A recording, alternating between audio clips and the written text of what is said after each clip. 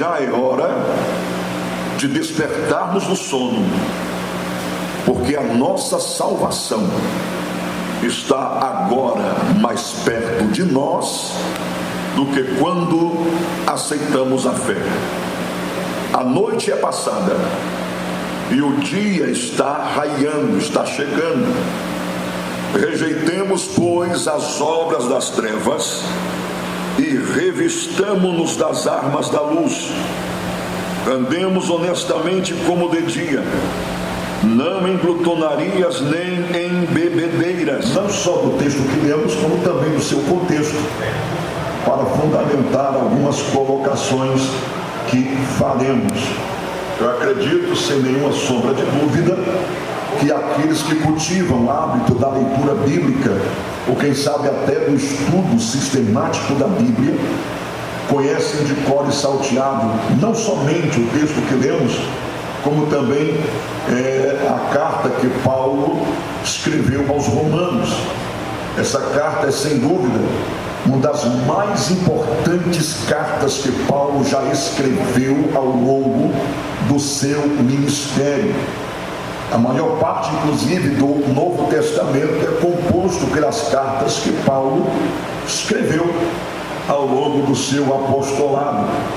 E segundo alguns mais entendidos, esta carta, ela tem um lugar de destaque, um lugar de importância entre todas as cartas que Paulo escrevera, por conta do seu conteúdo teológico, por conta do seu conteúdo doutrinário, por conta do seu conteúdo prático.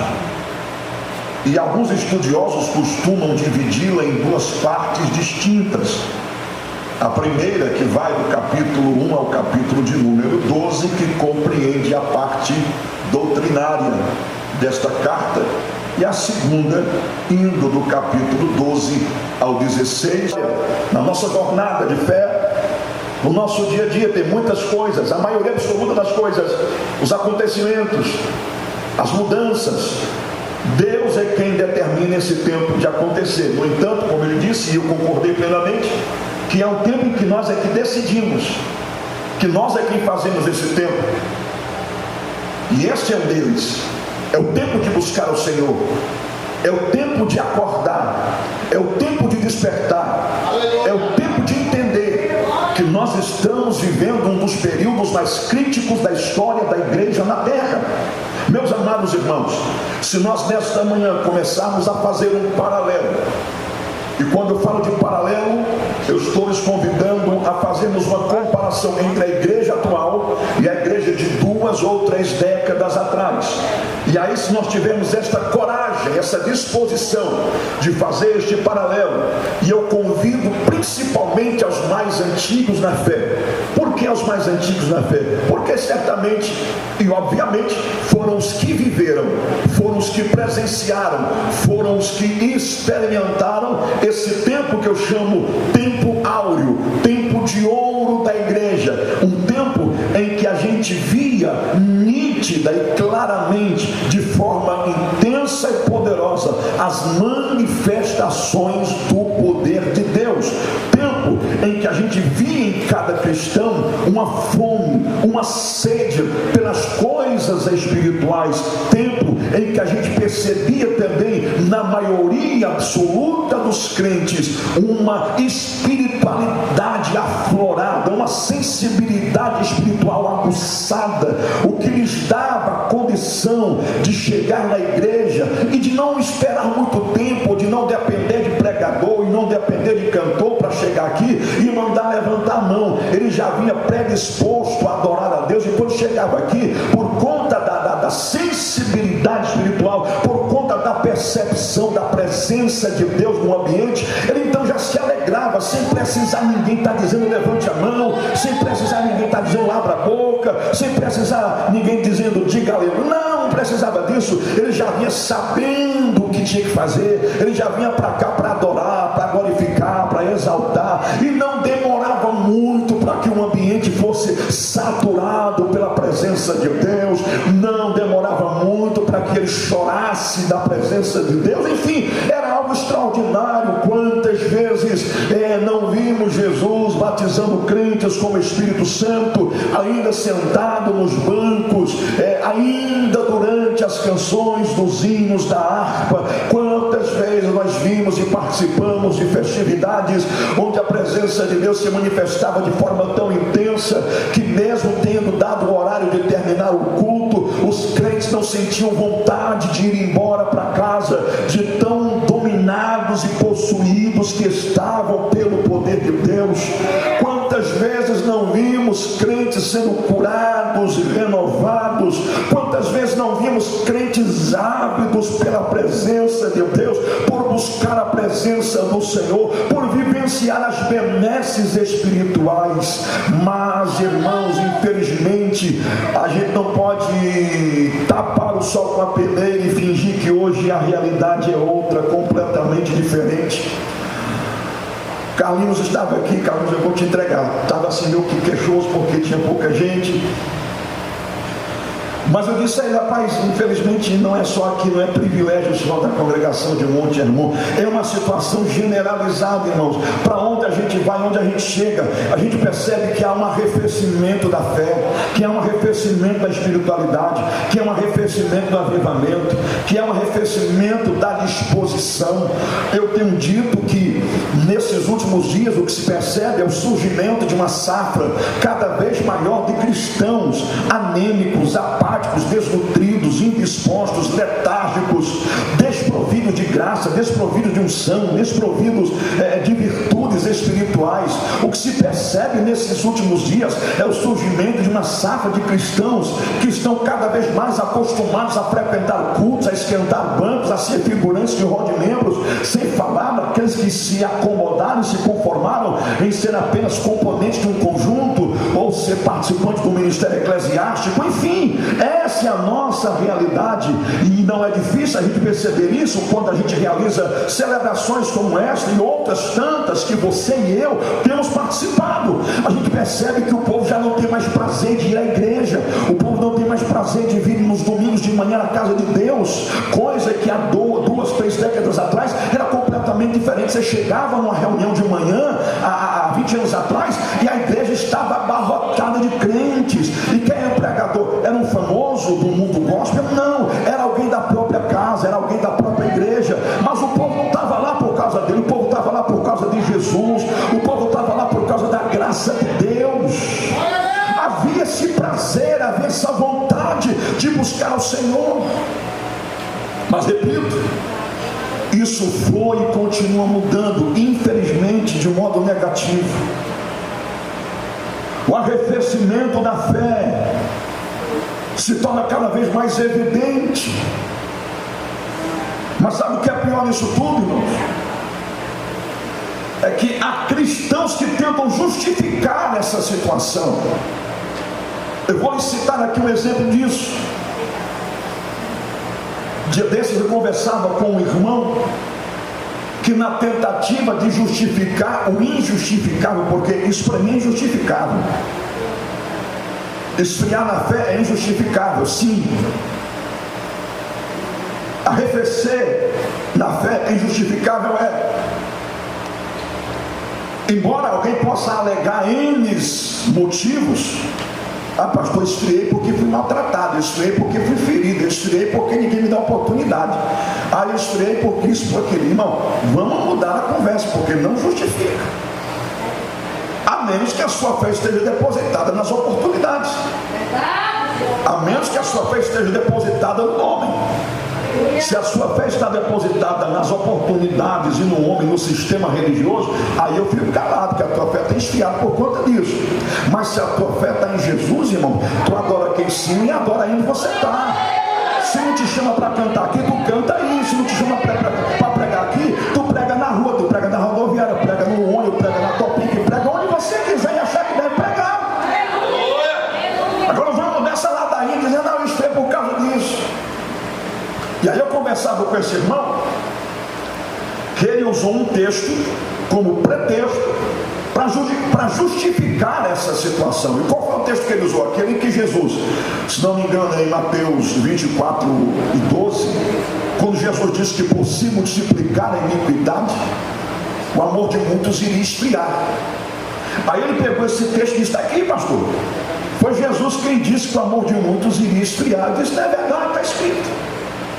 E ele disse: então está se cumprindo? Eu digo: está se cumprindo. Aí então ele disse: então, pastor, se Jesus falou e está se cumprindo, é fatal que o amor de muitos, em todos os aspectos, esfrie, inclusive dos cristãos, em relação a tudo aquilo que está ligado a Deus. Eu disse: querido, do ponto de vista profético, eu tenho que concordar contigo, que todo esse arrefecimento, essa diminuição do fervor espiritual, realmente é cumprimento da palavra. Mas leia de novo esse texto. E ele leu. Eu disse: você não percebeu nada aí que lhe chamou a atenção? Ele disse: não, pastor, está aqui escrito, com amor de muitos. Repita isso: amor de muitos. Repita. Mas para quê? Diga de novo. Amor de quem? De muitos. Eu disse: irmão, tu não prestou atenção nisso não? Ele disse: pastor, não estou entendendo. Meu filho, como é que tu não entende? O que está claro, Jesus disse que o amor de muitos, ele não disse de todos. Se ele dissesse de todos, eu e você talvez já estivéssemos incluídos nesta safra de cristãos frios. Mas ele disse de muitos, o que na minha modesta concepção e entendimento quer dizer que restariam alguns remanescentes, amantes da presença e da graça de Deus, que lutariam apesar de tudo para manter o fogo aceso, para manter a graça acesa, para manter a glória de Deus acesa em seus corações. Você entendeu? Você entendeu isso? Mocidade, vocês estão entendendo? Eu disse para esse irmão querido: se tu quiser usar esse texto como pretexto para esfriar, tu fica à vontade, mas eu vou continuar lutando para não deixar essa frieza me alcançar, para não deixar esse arrefecimento me pegar. Eu vou continuar lutando para manter o meu altar pegando fogo. É um tema confrontador, irmão. É um tema confrontador. Se você não tem disposição para ouvir verdades, nem vem à noite. Nem vem à noite. Se você é do tipo melindroso, aí eu não gostei disso, foi muito duro o que o pastor falou. Bota a culpa em quem escolheu o tema. O Carlinhos, pega aí depois. Mas não foi ele não. Certamente que é o Espírito Santo que quer promover em nós essa consciência de tempo. Ou é o Espírito Santo que quer promover em nós esta consciência. Louvado seja o nome do Senhor. É tempo de despertamento. Aleluia. Louvado seja o nome do Senhor. Só para que você tenha uma ideia do contexto do texto de Oséias 10 e 12. O profeta é levantado por Deus para pregar ao povo que se arrependesse das suas imoralidades, das suas injustiças. E sabe o que é pior? É que apesar de Deus ter dado a Oséias uma palavra de arrependimento, também uma palavra de promessa, porque Deus prometeu trazer uma chuva de justiça e de misericórdia, mesmo apesar disso, o povo não deu ouvidos à voz de Deus. E qual foi o resultado? Deus levantou a Síria para invadir Samaria, para levar o povo preso, para matar gente. Nós vamos esperar que coisa do tipo aconteça conosco?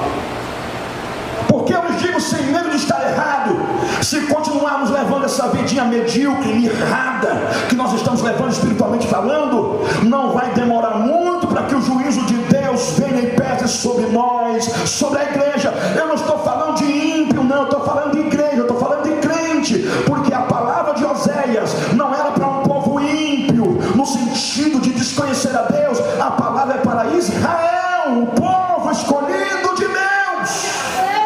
Parte do ministério. E daí? Eu canto no conjunto. Fui batizado nas águas. E aí? A questão não é quantas vezes você vem ao culto, não é quantos cargos você tem na igreja, não é a função que você desempenha, executa na igreja que conta. O que conta nesse tempo é como está a nossa vida diante de Deus.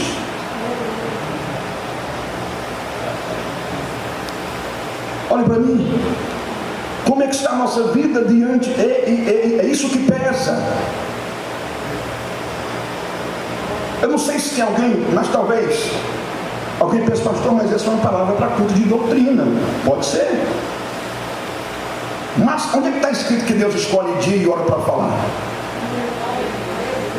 O que eu aprendi é que Deus fala quando há necessidade.